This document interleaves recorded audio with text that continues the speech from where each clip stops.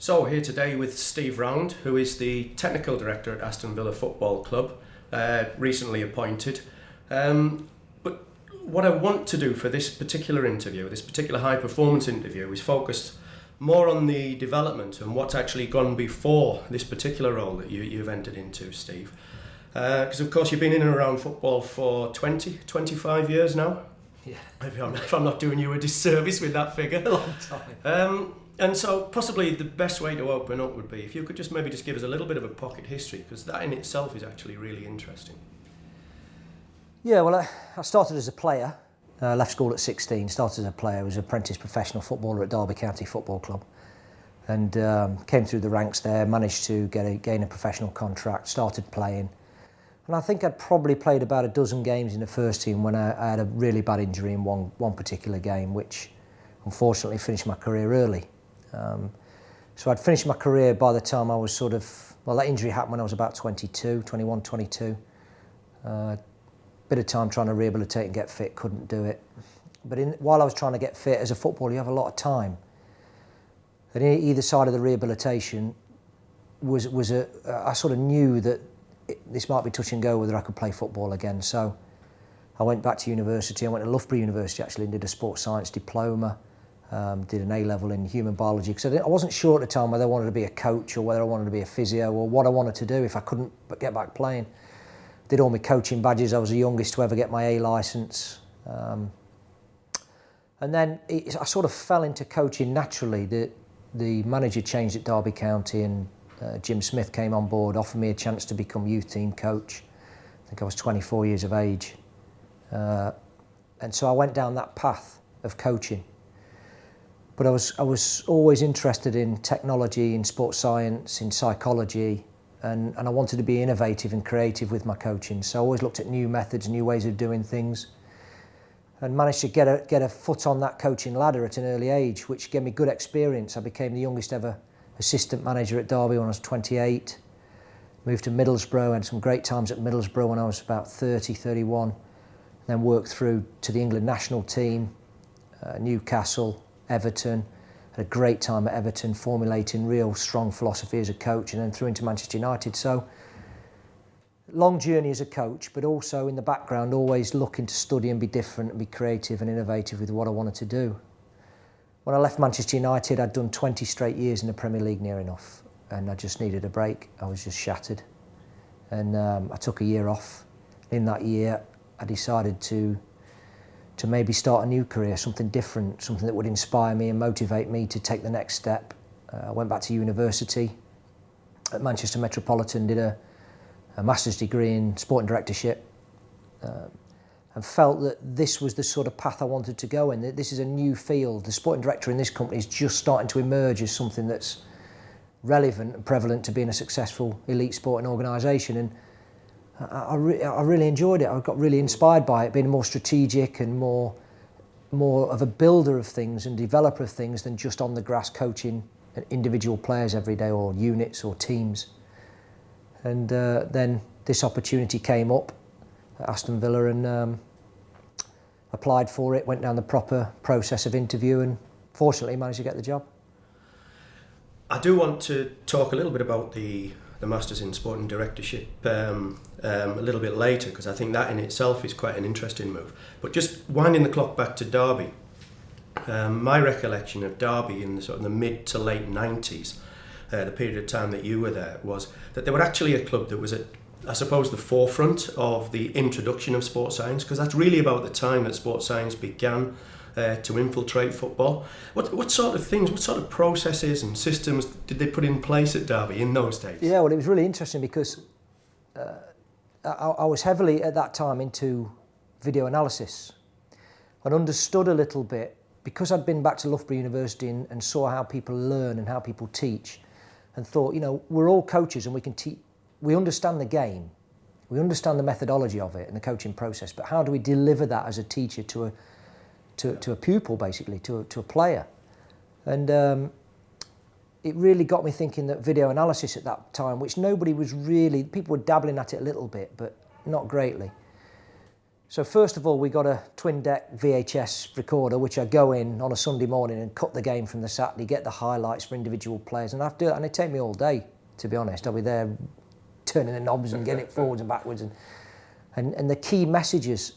So that was the first sort of thing on data analysis, and I was bringing stats up that I was having to count visually from watching the tape. So how many shots at goal, how many crosses, how many entries into the final third, all the things we take for granted now, I was doing visually myself on a Sunday, ready to deliver to the players on a Monday. And I think the players really enjoyed that. They sort of said, wow, this is different. Then we got involved, I got an introduction to a company called Prozone at the time. We were just starting to formulate that this might be a good idea to get into football. And so we together developed a analysis package and a technological package that now is still up there and stands today with the best of them. It was in its infancy, but we developed it on a daily, weekly, monthly basis to try and give coaches a tool that they could use for analysis and data and get some statistical stuff going. And we were one of the first clubs to employ a fitness coach. We actually took a specific fitness coach who was an athletic trainer and started to use him for specific warm-up, speed training, agility, and even to a bit of a lesser extent, but recovery process post-game, and started to look at nutrition and diet. So yeah, we were leading that, and then that was probably about 94, 95 going forward. And obviously that was the start of a very good company that's come through and, as I say, is a big player now in the market. But what that's also is a part of, I guess, is you were taking a football club and actually trying to create a new or a different culture. How did the players react to you coming in with all of these sort of different ways of viewing information, different ways of presenting data? Did they embrace it, or did it take some convincing?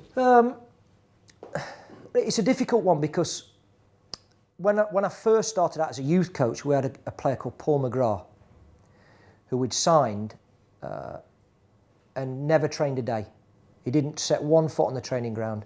The only time he did was to walk around the pitch and watch training. So he might walk around 2 laps, but he played every single game and single-handedly, near enough, kept us in the league that year. He was absolutely magnificent. So that bucked the trend of what we were trying to do in terms of creating a sports science background to our professionals. But then on the other side of the coin, you've got young, vibrant professionals who are looking for the edge, who want to improve, who want to get better. And if you put in front of them a tool or a system or something they recognise can help them improve as a player, help them improve as a team, help them win more games on Saturday, and that's what it all boils down to at the end of the day, is winning on Saturday. Can that help me win on Saturday? When they saw that, they embraced it. I think where you have the problem is if they see that it's not going to help them, or it's a gimmick, or it has a lifespan, or yeah, that's all right, but it didn't really work, then I think you get a backward step. I think you'll get them saying, well, I'm not too sure about that. But if what you're telling them helps them win, helps them improve, helps build coach-player relationship, gives them reasons to train harder, to train better, to train fitter, to train longer, to keeps them injury-free, gets them out in the field more often, which earns them more money, which gets them more success, which again in turn does the same thing. I think players generally, in my experience, will really embrace it and want to use it. So I'm not going to present this in terms of gimmicks and what have you, but you might tell me I'm wrong here. But one of the things I remember when speaking to 1 or 2 people about Derby County was that you used to have a Prozone porter cabin with massage chairs that you used to feed back to the players in, so they'd all sat there having a robotic rub while you were feeding back the data from the game. Was that right? It's true, it's correct, yes, and I think that probably had absolutely no relevance at all to the performance.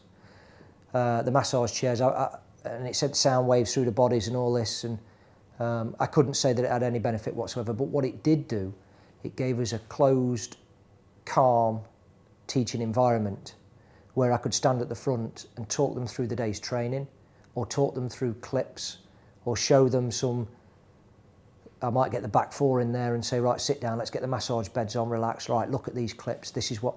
And we didn't have that at the training ground, you see. We had no facility where we could do that, where we could actually sit the players down and watch video evidence, or show them some stats and say, these stats are relevant to your game.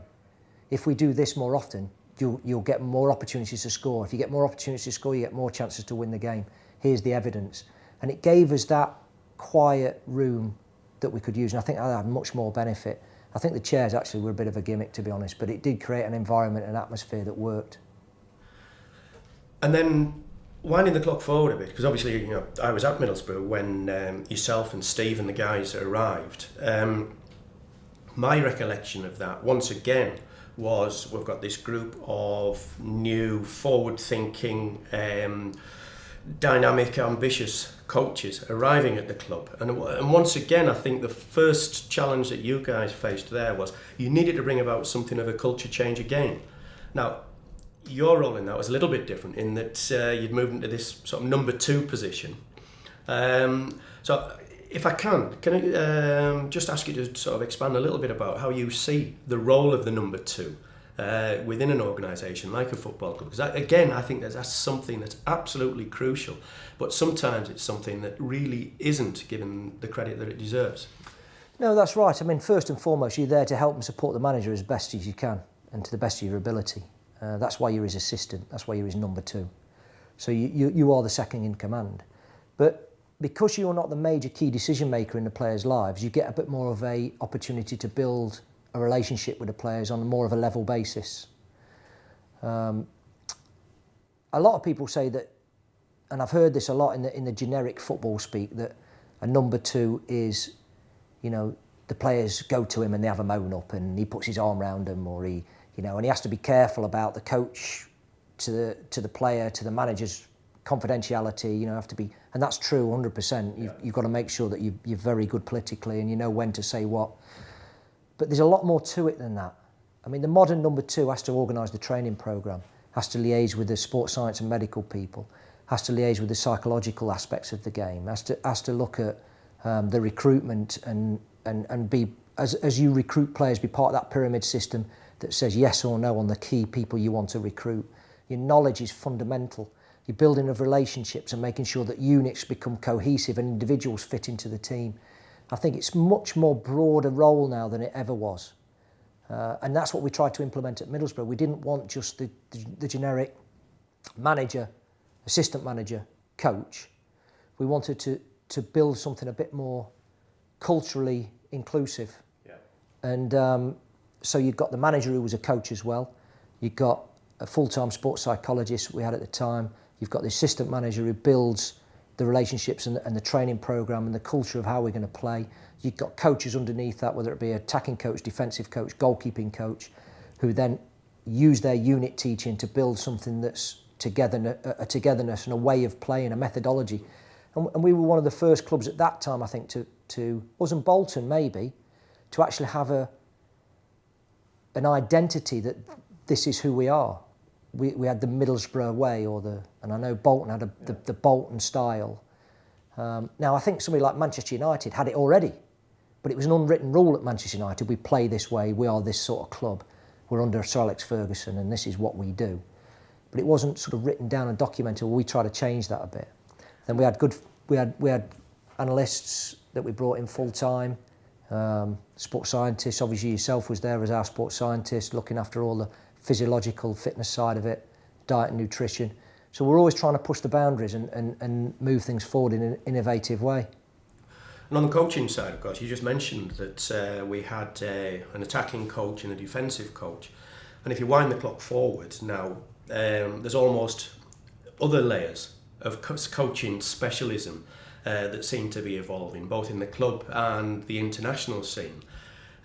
So in actual fact, I'm guessing that the way that coaching is going now is that, yes, of course, you know, everybody at the end of the day will be a football coach, but people are actually developing that real sort of specific area of expertise, whereby I'm not suggesting we'll ever get to a position-specific coach, but the whole process, the whole coaching environment is really changing. It is, yes. A lot of sports, and I've studied a lot of sports in America, so the NFL will have very coach-specific positions and places. So you'll have a wide receiver coach, a running back coach, a linebacker coach, who obviously report into either a defensive coordinator or offensive coordinator.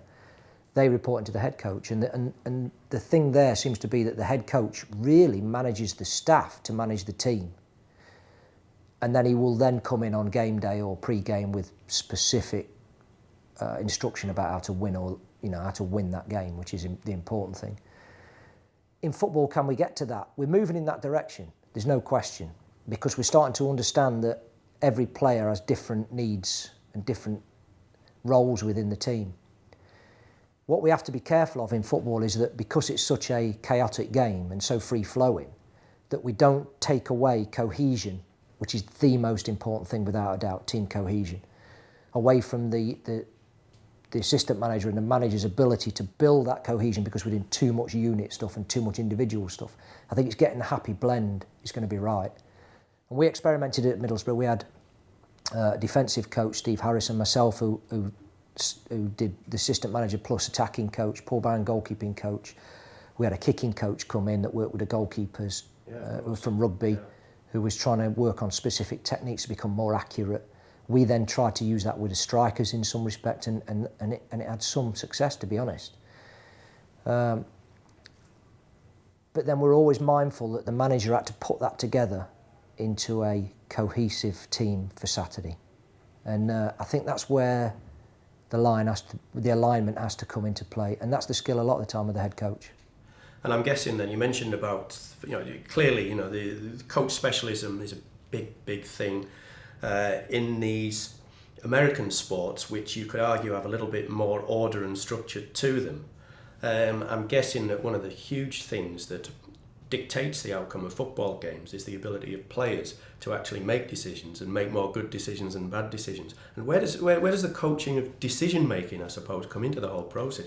Is that just something that's implicit that you would expect to occur as a consequence of training out there on the field, or is it something that you make a conscious effort to try and evolve and develop in players? I think it's both. I think first of all, if you've got a defensive coach, he should have quite a strong opinion in the decision making of recruiting that player in the first place. So if you're a specialist in defensive coaching and you understand totally for your club a right back and how a right back fits into your club and what you're looking for in a right back and how you would fit into your back four and the way you play, then when you recruit, you should have a big say on what type of right back you should be recruiting and who it is. Now, when you're doing that, you're always looking at decision making. Does he make the right decisions more often than not on the field? Now, can you train that? Yes, you can put them into situations on the field where they have to make those decisions. You can review it. You can then look at it. Then you can ask, did you make the right decision? Would this decision have been better? What other decision would you have made? Do they learn from that so the next time they do it, they make the right decision in that same context? But I think there's also a little bit of humanity about it, that they make the right decision at the right time, and that's why they've got to that level. Yeah. And I think when you get to the elite end of professional sports, you are recruiting people who make the right decision more often than not. And obviously you go through to the very most successful teams, the likes of Arsenal when they were in the Invincibles, or Manchester United through Sir Alex's times, and Liverpool before that, and so on. They had a group of players who were totally cohesive, totally on the same page, and generally 99 times out of 100 made the right decision at the right time. Yeah. So we wind the clock forward, and you've done 20 years in the Premier League, most of them as a number 2, trying to bridge that gap between the manager and the players, and I can 100% appreciate the challenges that associated with that. But then you made what would probably be perceived as quite a dramatic decision, that you're going to take a little bit of time out and go to university and study for this Masters in Sporting Directorship. Why? I suppose is the first question. Did he look to do that? And I'm really interested in how that whole thing was packaged together, and what you, as a professional, took from it in terms of perhaps facilitating the next step. Well, yeah. Well, when I'd left Manchester United, and I had a great time at Manchester United, even though we weren't successful. And the simple fact of the matter is, if you don't win enough football games in football, you get the sack. Simple as that. And I can accept that. We didn't win enough games. You always want more time. You always think you can implement it. You always want the window to change things, to implement change, and you need time to have it for change management. There's no question. But anyway, I left there, and I thought, I've now been on the front line for almost 20 years, every season, without a break. Working with the England team for 2 years, which gave me no break at all for 2 years. Yeah. And I was actually physically and mentally shattered. And I just wanted to spend some time with a family. I've got a young family. I'd never had a 6 weeks holiday. I'd never had a Christmas at home for 20 years, more than that. I'd never had one with the kids. So I was determined, and I promised the family that I would take 1 year out. Now, what happened was I got approached by Manchester Metropolitan University and a company called VSI, who were putting on this sport and director course. And they said, would you be interested? So I said, well, okay, what is it? What does it entail? What does it do? Where does it lead to? And I'm always been a big lover of education and trying to improve myself and study and learn new methods. And this course just looked fantastic. And not only did it look fantastic, it gave me a fully accredited qualification that was globally recognised. So it's not just an FA qualification as a coaching licence or an LMA diploma or a PFA qualification, which is sort of recognised in football. This was a global recognised course that would be taken everywhere. So I thought, why not? I'll go and do it and see how it goes. And at that stage, I was thinking, in the future, do I want to be a manager? Do I want to be a technical director? Do I want to go back to coaching? Well, let's just wait and see. Let's do this course and let's take some time out. And so anyway, I enrolled on the course and started, and straight away it gave me such depth to my learning and started to get me to think in different ways and new ways. It got me into interacting to different sports and understand where rugby was coming from, where cricket was coming from, where some businesses were coming from. I remember studying Lockheed Martin in the Innovation and Change module, and how they developed the stealth bomber, and how they got these geeks to do different thinking, and they could invent an invisible aeroplane, and how did that come about? And it just makes you think on different lines. And I thought, you know what, this is fantastic, I'm really enjoying it. It became more about strategy, more about building something, more about implementing something that could be sustainable. And I was really inspired by it, and I thought, you know what, this is what I want to do. I've done my time on the grass, I've done my time as a coach, I can go back to that if I need to. And I I work with my son a little bit, and I watch his team play, Northwich Vicks under-13s, and I'm enjoying that. But this is what I really want to do and really want to go forward with. And then the opportunity came up at Aston Villa, and I'd got coming to the end of the course. I was ready to start working again, and I'd had a few opportunities, but nothing that I really wanted to go for. Then the Aston Villa project came up with a new owner, and I thought, yeah, wow, that's something special.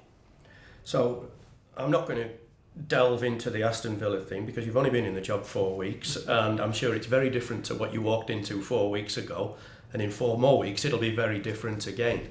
But just a kind of a general sort of overview question to finish off with. So the technical director position, truthfully, is a relatively new one in a football club.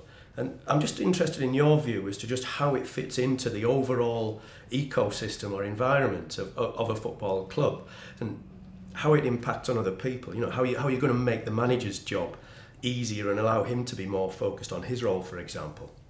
Yeah, well, I think that there's a few answers to that question. I'll try and go through them. Initially, when I first started as a youth coach at Derby County, for example, we had Jim Smith, the manager, who was basically the manager, technical director, sporting director and head of recruitment all in one. Yeah. Then you had an assistant manager, and then you had a coach. We didn't even have a full-time goalkeeping coach then. There was no sports science department. We had one physio. So it was quite easy then, and everybody had the same. So nobody was getting a march. Everybody was doing the same sort of thing. So it was quite easy then as a manager to be everything all-encompassing. Now, as we've evolved now, 20 years later, the whole establishment with academies, with sports science and medicine, with recruitment, with the global aspect, the branding, it's just got so big that it's just too much for one manager to be able to manage on his own. Yeah. He's got to focus on those 11 players to win Saturday, Wednesday, because if he doesn't, he loses his job. Yeah.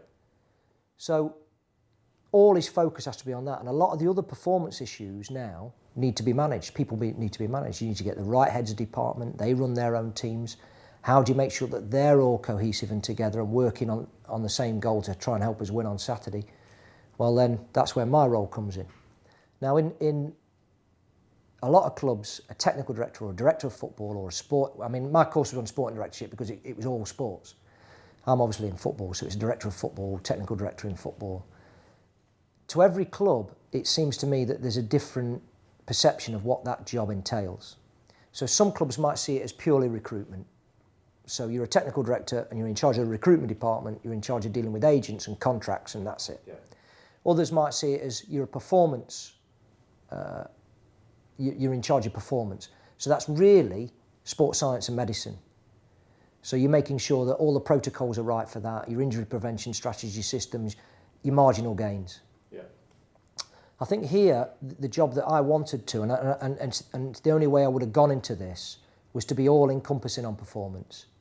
So I need to make sure that the academy is up to speed and running correctly and at the highest level it can possibly function at for the resources it gets. I want to make sure that all the performance and marginal gains and injury protocols and all that sort of stuff for sports science and medicine and nutrition and everything else is right, and I've got the right heads of department running it in the right way. I want to make sure that the recruitment structure and strategy is in place to give us the best possible chance of identifying talent, recruiting talent that's going to play a big part in us moving forwards in our performance over the coming 5 years. And I also have to align with the manager and the head coach and the coaching staff. Because of my experience in coaching, I'm there as a mentor, as a sounding board, as a resource for them to use should they see fit. I'm there to help and support them the best I possibly can. I'm not here to do their job. They've got to go out in the field and coach the team and pick the team and manage the players and all the rest of it. That's what we employ them for. But I'm there to help and support them in every aspect. So when you get all that together and then you build that trust with the manager where you know, he knows I don't want his job. And you know, that's not an issue. I'm there to help him as best I can. And we come together and we align together, and between us we can manage this department much, much better. We can lead this department. Then you've got the cultural aspects. We need to build a new culture here. We need to make sure that we push forward to being a successful culture over 5 years. Then we've got the owners' global domination sort of ideas of buying clubs just like Manchester City have in other parts of the world, and we'll have to head up performance for that and align it with what we're trying to do here at Aston Villa. All that's over sort of the next 5 to 10 years. Immediately, the biggest focus is obviously the short-term wins with the first team. Absolutely fascinating. Thanks, Steve, so much for giving us half an hour of your time. Quite clearly, it's only a small remit that you've been given, so half an hour of your time is pretty valuable. Great insight into the last 25 years of your life, the career. So thanks very much, Steve. Thanks, Chris. And I better leave you alone. Get on with the job.